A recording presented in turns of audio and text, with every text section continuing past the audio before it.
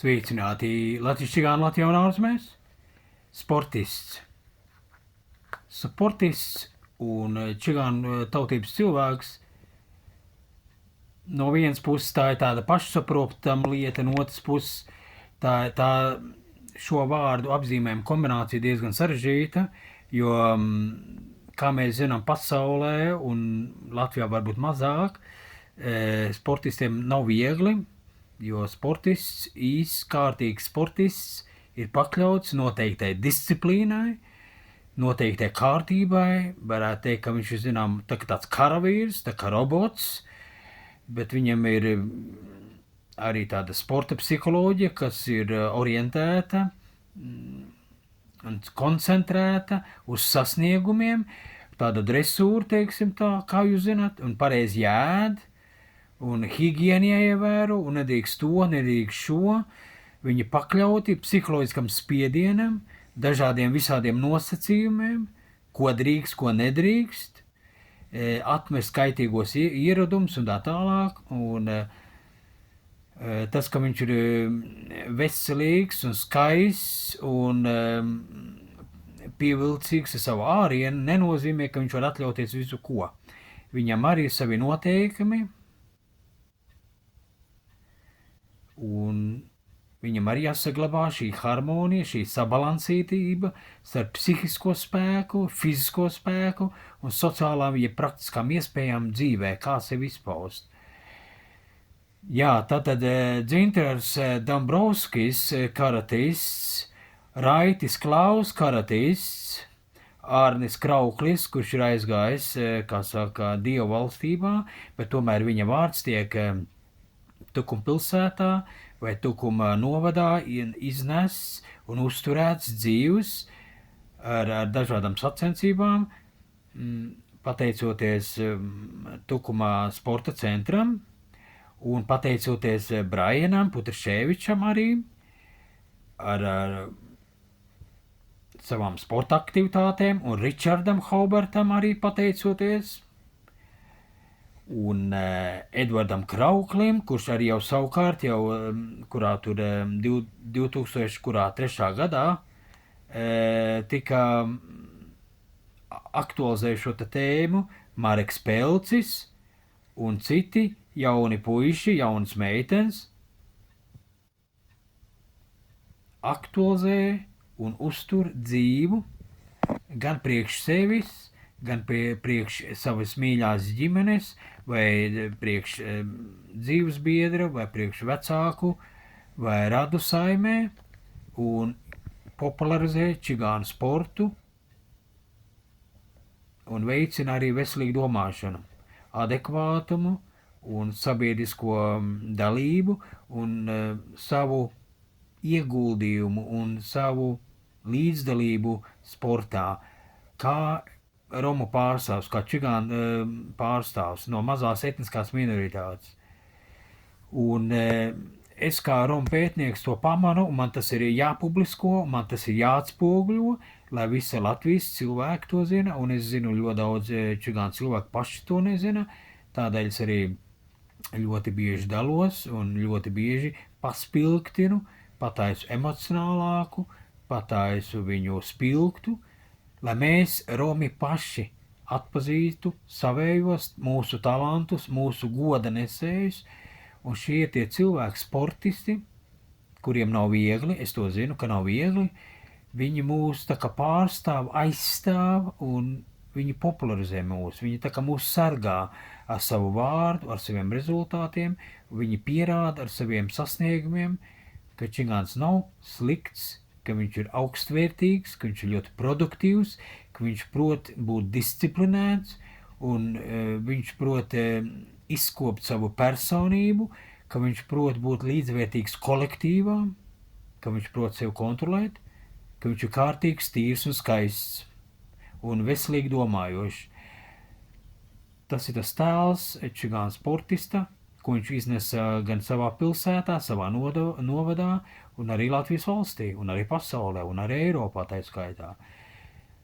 Jā, sportists, tātad viņam ir veselības ziņā, jāseko visiem nosacījumiem, gan kā sporta joma prasa, gan arī sporta klubs, noteikti noteikumi, teiksim, es pieļauju, ka džudistiem, karatistiem, kickbokseriem, bokseriem, futbolistiem ir savas atsevišķas jomas un savu lielāku uzsvaru tādu un šitādi. Veselības jautājums, un arī nav viegli, teiksim, varbūt, ka viņiem ir jāizvēlas draugus, nevar jebkuru katru cilvēku ielaist savā dzīvē, jo jebkurā draudzēšanās ar kādiem cilvēkiem tas miedarbojas, un tas var ietekmēt viņu personīgo dzīvi, garīgo, psiholoģisko dzīvi, fizisko veselību, līdz ar to tad sports paliek tā kā otrajā plānā, tā kā šiem jauniešiem, šiem puišiem nav viegli, jo viņi ir pakļaut kaut kādām normām, kaut kādai disciplīnai. Ja viņš vēlas būt īsts, kārtīgs sportists un uzturēt sev formā. Man nodarbina ļoti bieži tāds jautājums, kāda ir šī pēctecība. Un es esmu daudz arī par to domājis, ir daudz puiši, kuri ir sasnieguši ļoti augstus rezultātus.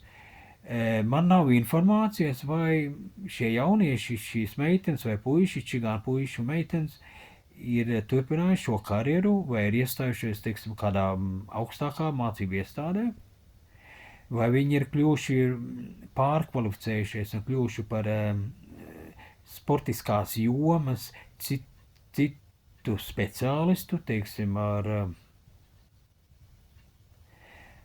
sporta zālē, kaut kāds treneris, vai viņš ir savas jomas, jeb nozares treneris. Man nav šī informācija. Tas būtu ļoti svarīgi. Teiksim, ja kāds ir sasniedz augstu karatista līmeni, vai viņš ir kļuvis par karatē treneri, vai par boksa treneri, vai par kickbokser treneri, un tā tālāk.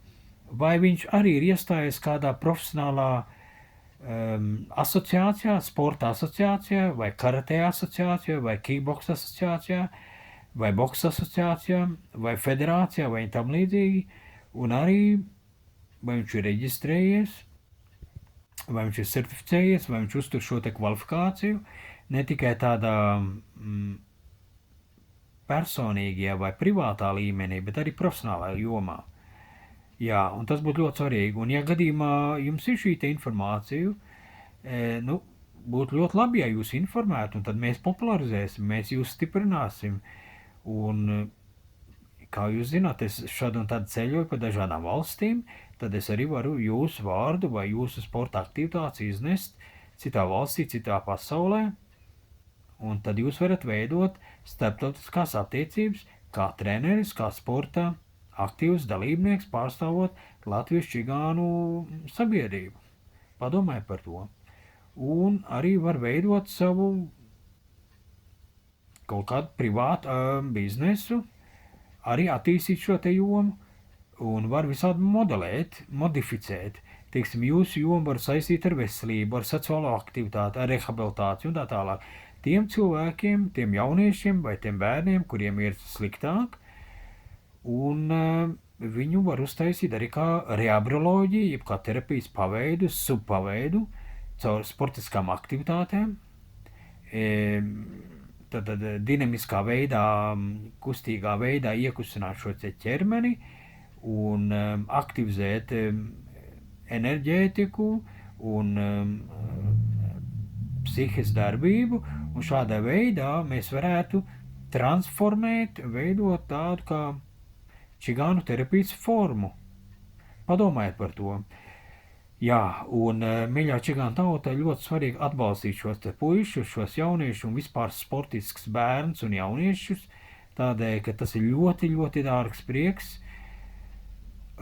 ir ļoti daudz jāmaksā, jo sporta klubi neko pa brīvu nedod, un šiem tiem jauniešiem sportistiem ir ļoti daudz jēd, pareizi jēd, un tikai atļauts multivitamīns vai minerālvielas drīkst lietot.